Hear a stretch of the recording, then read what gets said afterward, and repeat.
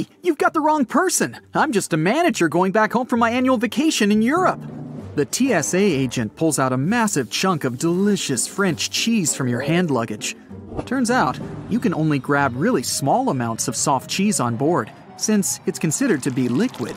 Fun fact, you can bring a cheese grater on board without any problems, but you can grate no more than 3.4 ounces. That's the maximum cheese amount. Wait, you can't grate it. Cheese should be safely sealed in a plastic bag. Good news, hard cheese is fine to travel with.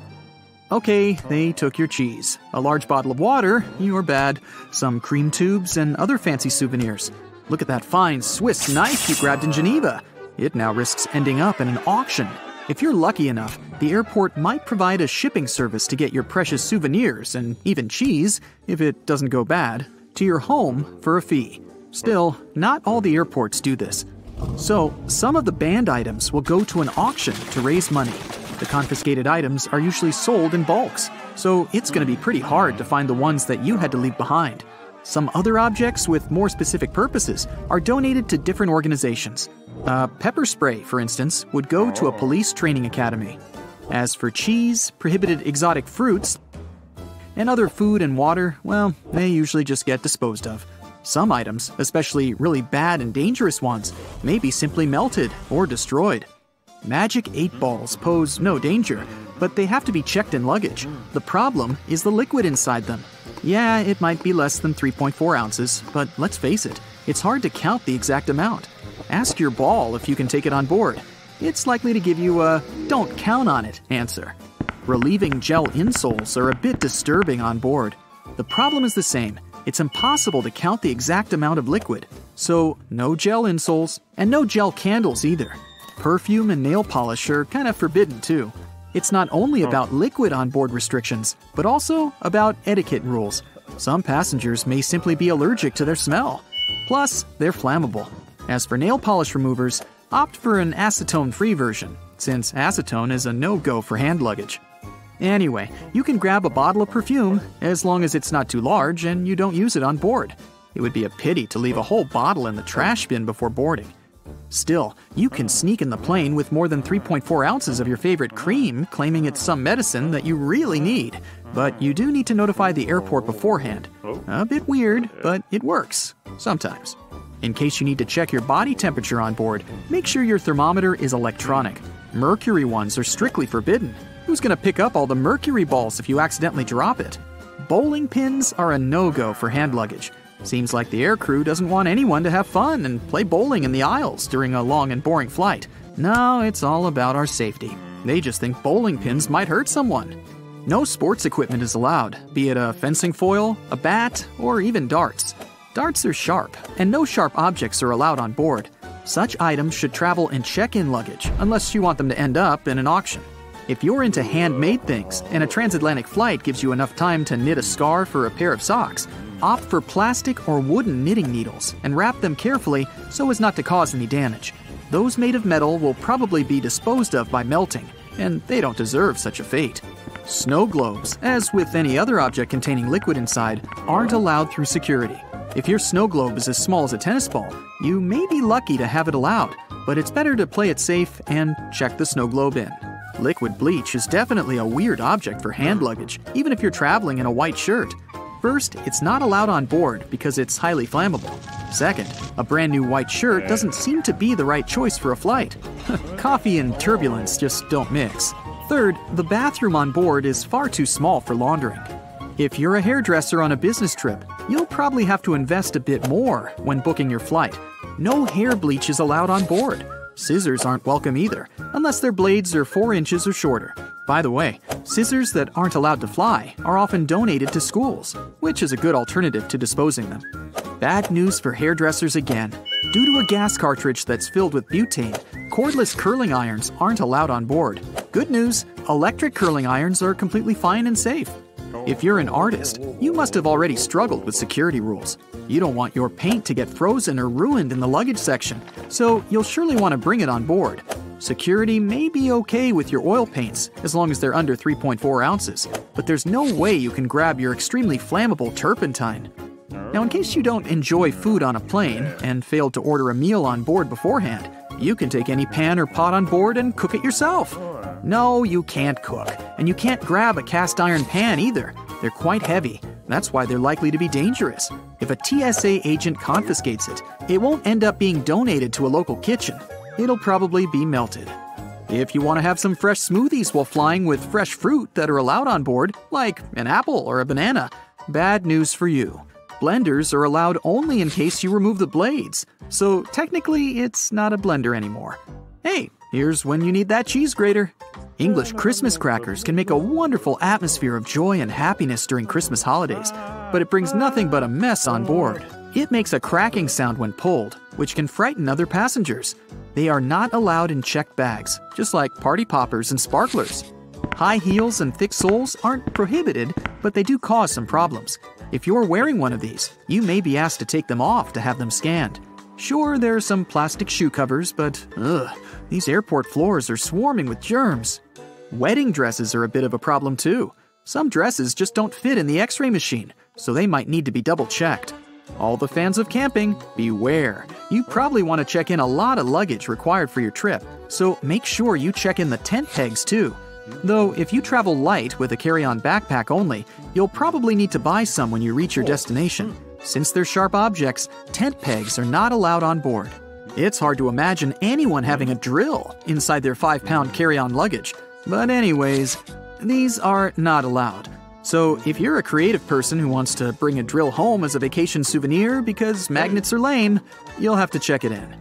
If you want to sneak in a plane with a dry ice DIY fridge, you're almost sure to fail. It's flammable, so safety regulations definitely prohibit it on board.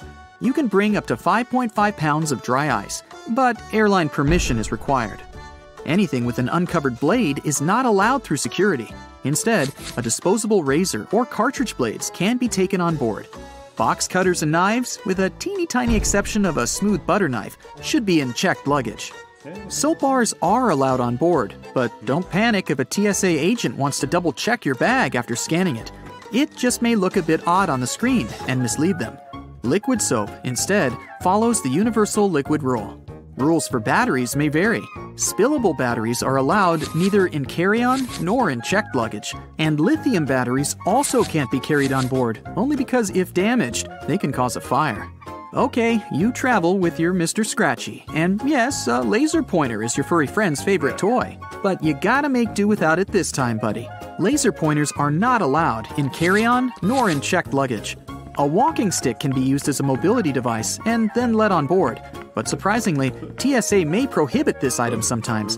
Play it safe and notify your airline in advance. Bon voyage! Airports are some of the most visited and, at the same time, mysterious places out there. So, let's see what's going on behind the scenes and what secrets airports hide. At some airports, there are special people called profilers. Such people bring to life a special program called SPOT, Screening Passengers by Observation Technique. They analyze your mimics, gestures, and behavior in order to detect suspicious people. Their job is to notice nonverbal signs of anxiety, people licking their lips, itching, or looking around a lot. If a profiler notices a person acting in an unusual way, they can invite them for an inspection. There, they talk to this person, trying to find out more about them and confirm, or not, their suspicions. Airport agents might also be watching you all the way from the security check to your gate. Some airports have facial recognition scanners that can easily track you. They're equipped with special software that compares passengers' faces with their IDs. Keep in mind that if you don't charge your laptop before the flight, it may be confiscated. It's not uncommon for an airport security officer to ask you to power your device up. If you fail to do it, your gadget can be taken away for an additional check. For safety reasons, it's crucial to make sure that it hasn't been tampered with or modified in a way that can cause harm during the flight. Packing an electric brush in your check-in luggage may land you in trouble. Brushes produced by some brands have lithium batteries inside, and those can potentially lead to serious problems in the air. That's why leaving your electric brush in your checked suitcase isn't an option. But you're allowed to store them in your carry-on bag. At the same time, if your device runs on AA batteries, you can put it wherever you want. Anyone who's ever traveled by plane knows about the no liquids rule, but not everybody knows that this rule also applies to peanut butter, toothpaste, creams, lotions, liquid makeup, lava lamps, snow globes, some kinds of medications, deodorant, and even gel shoe inserts. Now, let's go outside for a while and look at those landing spots. Airports charge airline companies huge fees for landing on their runways on certain days and at particular times. But the most interesting thing is that the landing spots can be bought and sold. For example, in 2016, Oman Air paid Air France around $75 million for one early morning arrival slot at London Heathrow Airport. You must have noticed that airfare has increased over the past decade. That's because of the extremely high prices of landing slots. Dispatchers don't only control the planes in the sky, as you can often see in the movies, but they also look after their movements on the ground. They also control the lighting on the runways. There's 3 types of air traffic controllers: en route, terminal, and tower. Each of these dispatchers has their own area of responsibility. One dispatcher has about 5 monitors, and the information on them is constantly changing since the monitors show weather conditions and information about other planes. You know how it sometimes goes. You come to a security checkpoint, and all of a sudden, it turns out you have something prohibited in your carry-on. But worry not, you still have a chance to save your favorite penknife. At some airports, there are on-site postal services, and you might have an opportunity to mail your belongings to any address you provide. But the mailing fees are pretty high, plus certain items are prohibited, and the postal service won't deliver them. Airports can be selling your lost luggage right now. Of course, I don't say that there's no chance for you to get back your suitcases that's traveled to a different destination, but just as likely, you might not see it again. In this case, an airport has the right to sell your misplaced belongings at an auction. Most airports have an annual lost luggage sale. After paying an entry fee, you can bid on electronics, clothes, bags, and other stuff. While flying, you might have a celebrity on board, but you won't know it. Large airports have separate check-in and security procedures for celebrities. They often board the plane directly through a hidden door located beside the jet bridge. Some airlines also use cool cars to transfer VIP passengers from the terminal building to the plane. At the same time, most people come to the airport well ahead of time. And the most popular activity while waiting for a flight is wandering through the duty-free zone. And even though people rarely plan to buy anything there, different products end up in their shopping baskets. That's because lots of airports are designed in a special way that makes people feel relaxed and at ease. I'm talking about all those huge windows, a lot of light, massage chairs, and comfortable seating areas. And statistically, calm passengers are 10% more likely to spend money on retail, duty-free, and food. Designers put a lot of thought into airport layouts. It helps to ensure the smooth flow of travelers. And the main point here is easy navigation that can prevent people from getting lost. This is achieved through subtle but very effective design cues. And placing duty-free zones between security checkpoints and boarding gates is one of them. They supposedly help you relax after clearing security and lead you where you need to go. But speaking of food, a celebrity chef restaurant at the airport might not be as good as it would be if you were visiting the real thing. Not chefs themselves, but special restaurant companies are responsible for airport outlets. One of the reasons is the extremely strict security that surrounds airport deliveries, including food. You may still have a nice meal, but it won't be the same. Now, I'll tell you about one more way airports manipulate you into spending your money. They make you walk through the shiny duty-free stores straight after the security check. But the most curious thing is that the walkway through such stores usually veers to the left. That's done because most people are right-handed, which means they use their right arm to pull their luggage and are more likely to look to the right while passing through the stores. And the duty-free zone veering to the left leaves more space on the right, where passengers are more likely to look. Oh, and have you ever noticed how many mirrors there are at airports? Mirrors are strategically placed there to make airports appear larger and create an illusion of more space. This in turn helps to reduce the feeling of claustrophobia and makes the airport experience more comfortable for travelers. If you have an opportunity, don't exchange cash at the airport. You'll never get a good rate there. Those who didn't buy local currency in advance can instead order it online and collect it at the airport. Some services only need a few hours' notice for such an order, or it might even be better to use an ATM to withdraw some cash at your final destination. Now, have you ever paid attention to airport codes? The most often used are 3-letter codes. Why this number? Back in the 1930s in the USA, pilots used the National Weather Service's 2-letter city codes to refer to airports. But soon, the number of airports in the country outgrew the number of such codes. That's why airlines expanded this system by adding the 3rd letter. It was usually X. That's how LA, Los Angeles, turned into LAX. But even though there shouldn't be 2 airports with the same code, some of these codes sound so similar you could easily mistake one for the other. For example, look at this airport with the code CGP in Bangladesh. And here we have CPG. It's the code of an airport in Argentina. It's dangerously easy to fly to the wrong place, so pay attention. Picture this. Hundreds of thousands of workers create 2 artificial islands in the ocean. Then, they build a large airport there. Around 30 million passengers a year will use it in the future. The engineers face many problems during the construction process, but they managed to solve them. The initial cost of the airport is around $8 billion. As time passes, the cost increases to $20 billion. It makes it to the list of the top 30 busiest airports in all of Asia. Everyone is happy, celebrating the successful completion of construction. And then, it begins to sink. $20 billion is slowly going down to the bottom of the ocean. Of course, no one will allow such money to float away. Engineers start developing a plan to save the airport. But let's go back to the very beginning and find out how this was even possible in the first place. It all began in 1964 near the Japanese city of Osaka.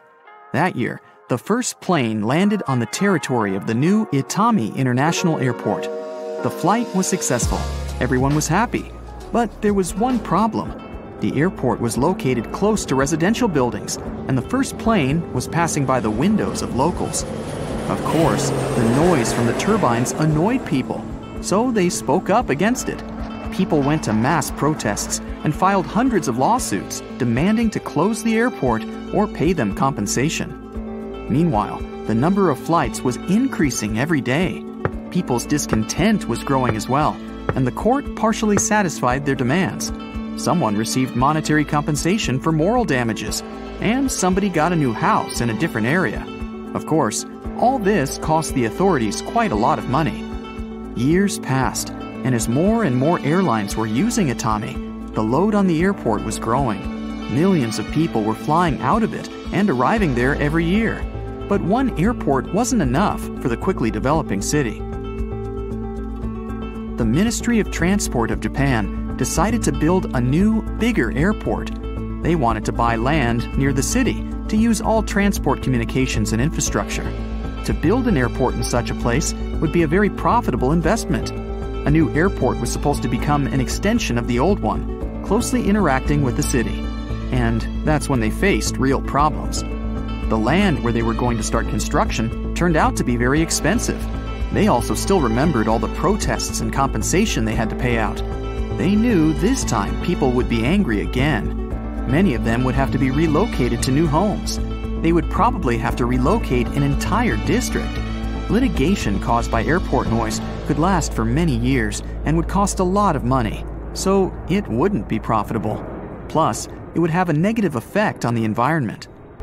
So, after some discussion, they decided to build a new airport a few miles away from the city. That way, planes wouldn't have to fly over residential areas. The location was perfect, but there was a small problem. The airport would have to be built on water. The engineers were confident they would cope with this task. So, in 1987, the construction of Kansai International Airport began. However, first they needed to build an artificial island. One wasn't enough, according to the project, so they decided to create two. They figured out the construction would be cheaper this way than if they started building it somewhere near Osaka. First of all, surveyors, along with engineers and other experts, conducted a thorough study of the seabed. They needed to find the perfect place to build a strong foundation for the future island. Then, they built walls to protect the construction site from waves. They installed 48,000 concrete blocks and rubble. They built steel cells weighing hundreds of tons around the walls. These dams were supposed to prevent the island from destruction by water during all stages of construction. They had to make sure the island wouldn't be destroyed by waves while they were still building it. So they needed an extra protection shield. The price of this shield was about $150 million. After that, complex work on solidifying the soil and pumping out all the liquid began. Builders were laying hundreds of thousands of tons of sand on the clay seabed. They created an additional thick layer of the ground as a foundation, but all this soil was wet. It was like a sponge that changed its shape and could collapse and pull the airport with it. That's why engineers installed more than 2 million vertical pipes in the soil. They poured sand inside each pipe. Sometimes, during the construction of other artificial islands, the pipes are filled with fabric. All this is necessary to absorb moisture. The system operates on the principle of a vertical drain. Then, the workers removed the pipes. The drains remained inside the ground. The next step was adding some extra soil over the layer of sand. Builders took that soil from the mountainous terrain of Osaka Bay and transported it on barges from neighboring cities and countries. They put all this soil on the compacted layer. Then the mass of the new layer simply pushed all the liquid into the less dense sand. There, moisture could only move horizontally because of the strong pressure from above. Then liquid got into vertical drains, went up, and evaporated. The more moisture came out, the more compacted the soil was becoming. It got stronger and less prone to deformation. The laying of new soil went in stages. It was important to pause so that each of the levels could strengthen and descend. So, layer by layer, the builders finished it. Then, they drove 900 columns into the ground and rested them on hydraulic jacks for a solid foundation. This would allow adjusting the columns in case the soil began to sag.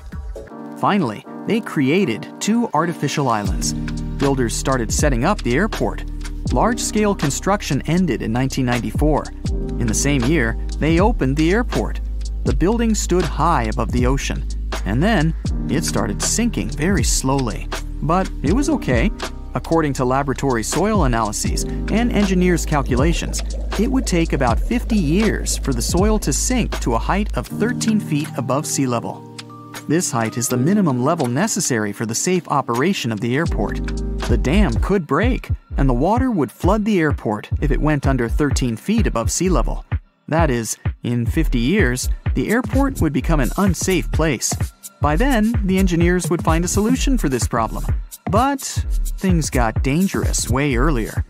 In some parts, the sea level reached the threshold of 13 feet within 6 years after the airport's opening.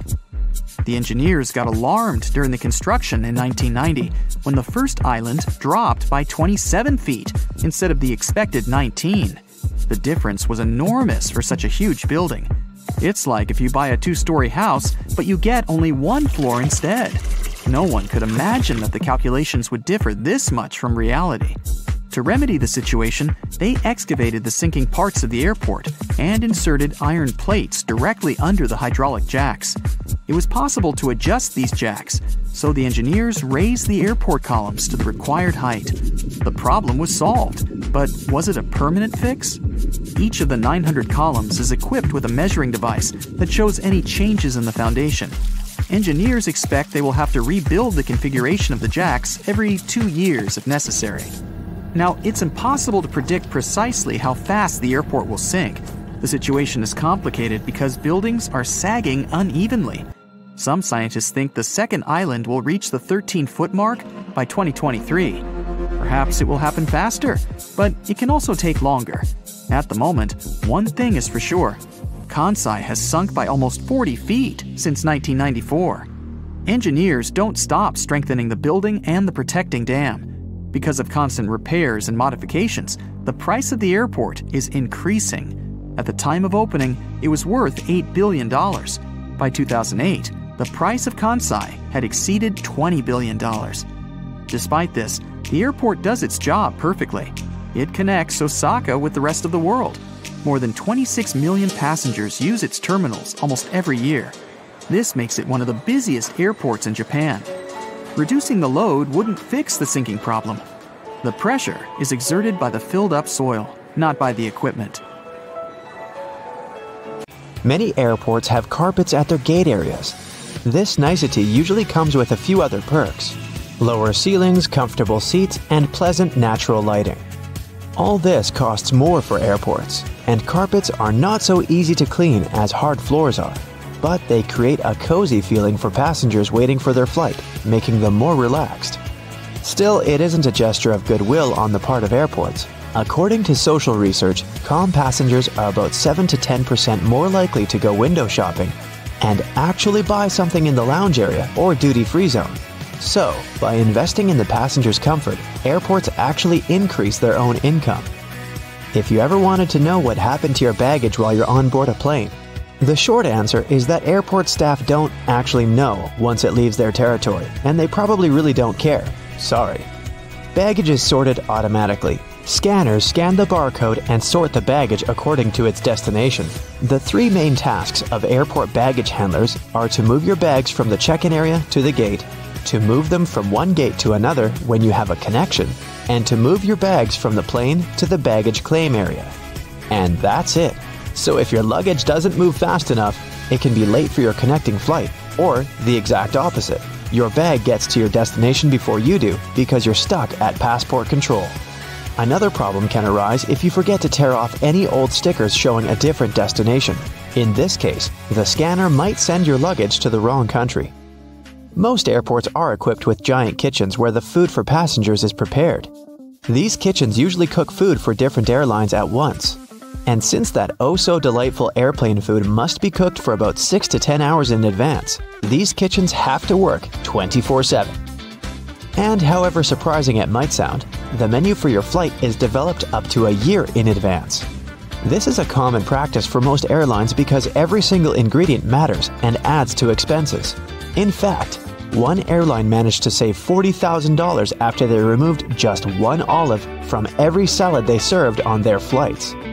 Airport staff sometimes ask passengers to rub their hands on a piece of cloth before putting it into a special machine.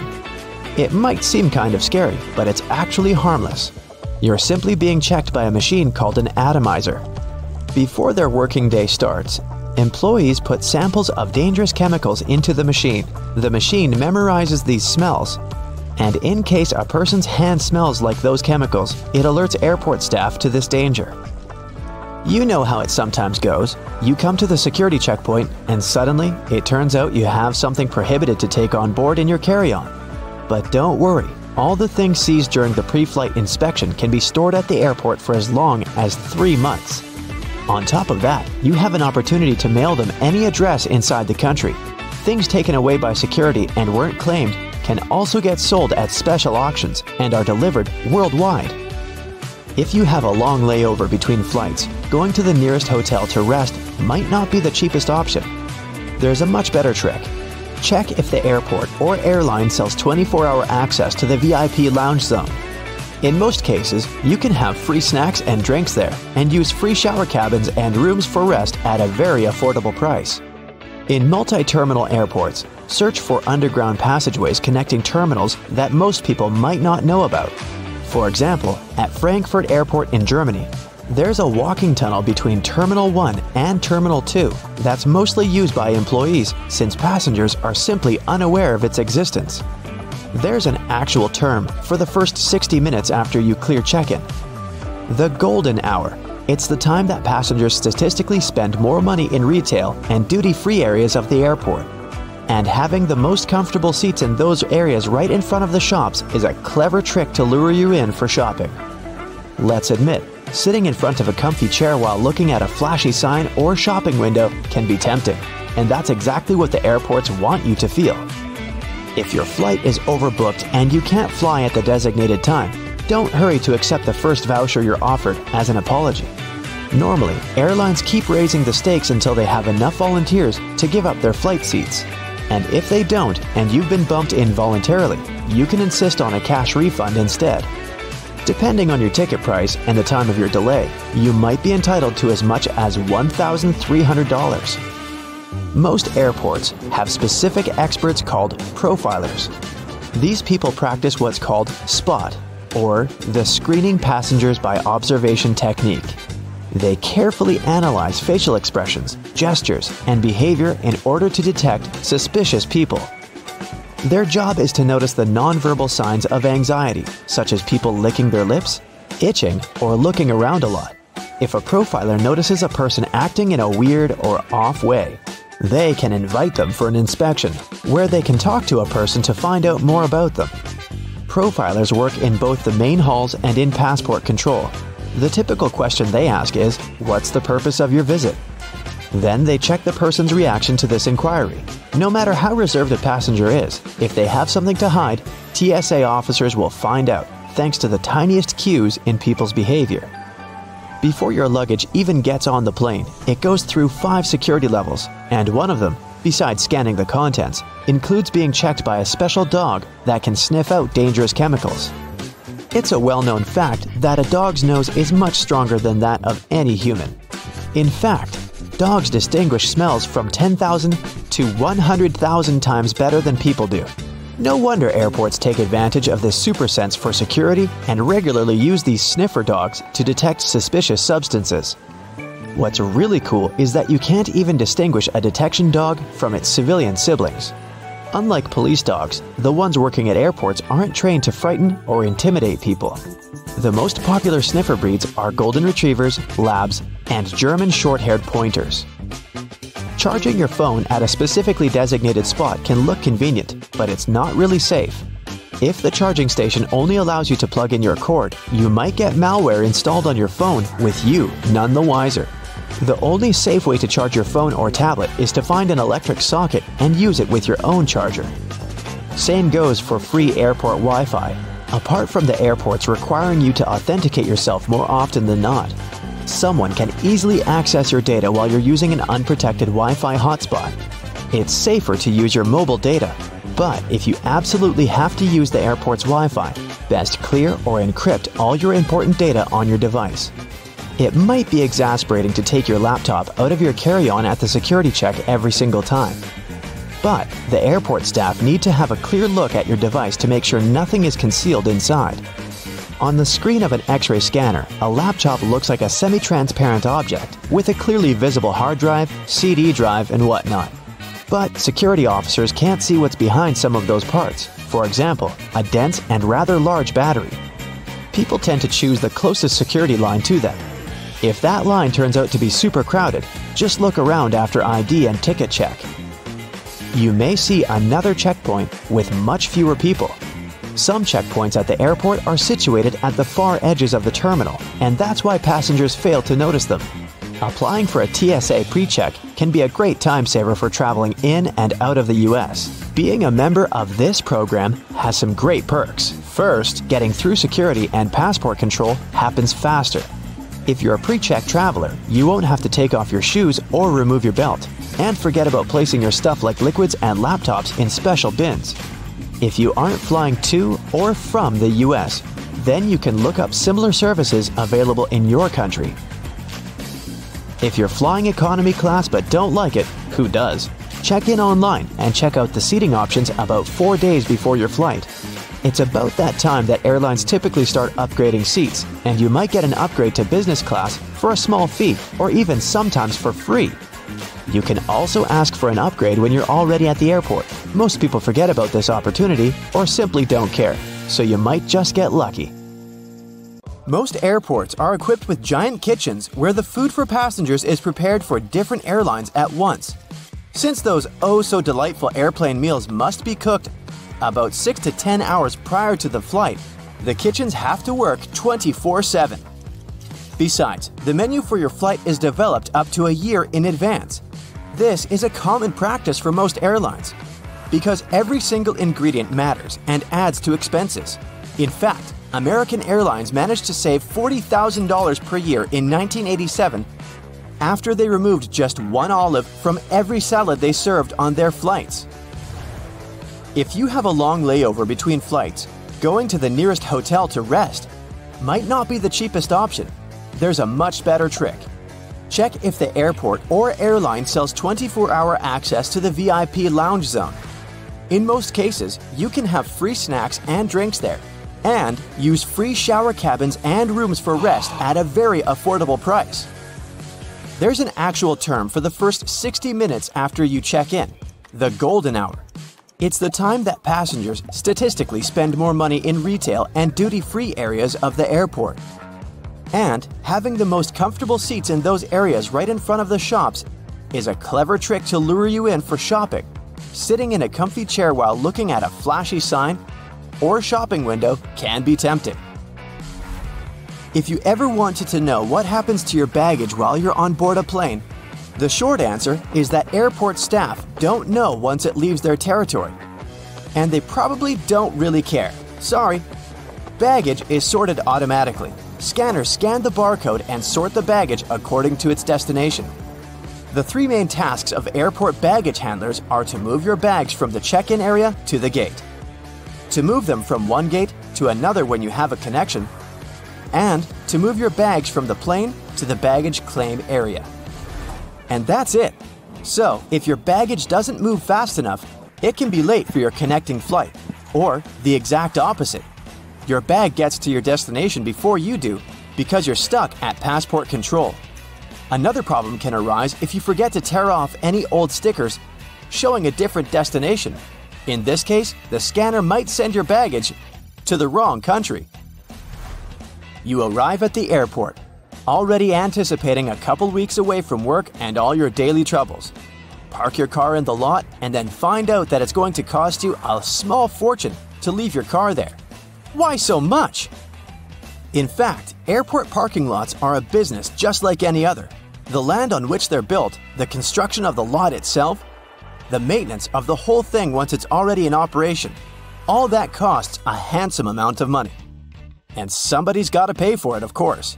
In addition, parking right next to an airport is simply convenient, which adds to the final cost. If you're not ready to dip into your pocket for a piece of extra comfort, better take a cab. Contrails, those white trails airplanes often leave behind them at high altitudes, are easily mistaken for engine exhaust. But most are nothing more than water vapor. During a flight, moisture in the air collects in the engines before being vented with the exhaust.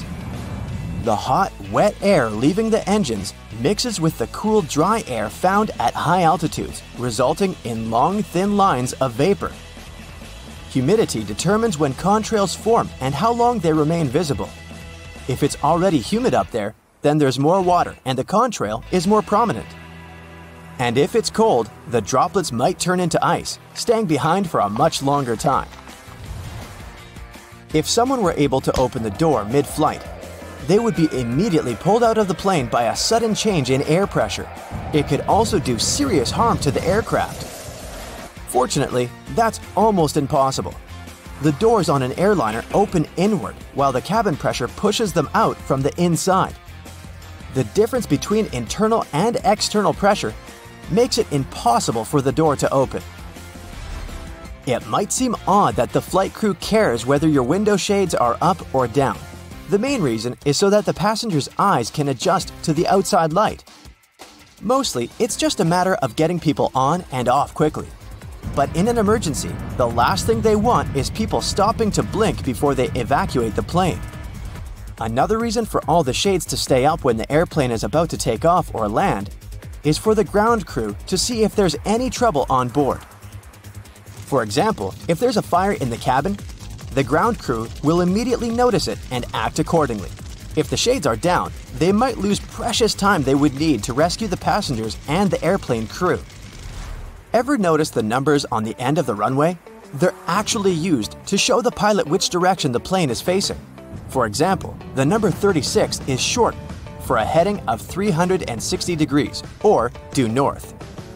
Along with numbers, the letters R and L indicate if the nearest runway is to the right or left. Every commercial airplane you've been on has only one wing. That's right, the left and right wings are actually two parts of a single wing. The first airplanes were called biplanes because they had two wings, one on the top and the other going through the bottom of the fuselage. They were connected with struts and wires, which made a kind of box that basically allowed the aircraft not to fall apart in the air. It was necessary at lower speeds that early planes could only muster. But as the engines increased in power, the second wing became redundant. The single wing still serves as a support for the whole structure though. Looking out the window on the plane's wing, you can see a small yellow double hook on it.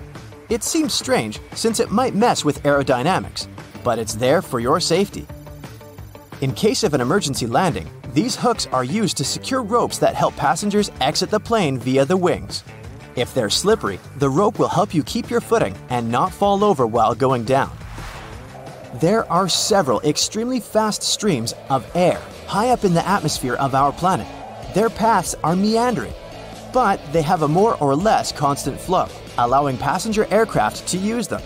When an airplane comes close to a jet stream, it may adjust to the direction of its current and fly a lot faster, propelled by the flow. Many airlines use this to their advantage to cut the fuel costs and make air traveling even faster. Clouds, especially thunderheads, can indicate that an area of turbulence is ahead. But sometimes, clear air turbulence occurs when a plane can drop a few feet and start shaking without any warning. It happens when two bodies of air clash at very high speeds. And it's absolutely invisible, so the pilots can't tell when it would happen. The chances of getting into an area of clear air turbulence are higher at low altitudes, over mountain ranges, and near the jet streams.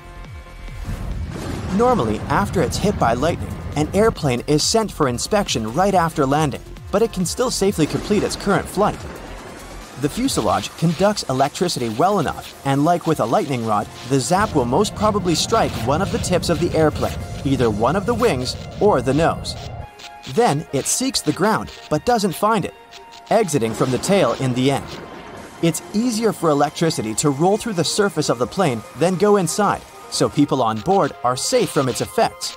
Still, lightning is powerful, and there can be some damage done to the airplane on the outside.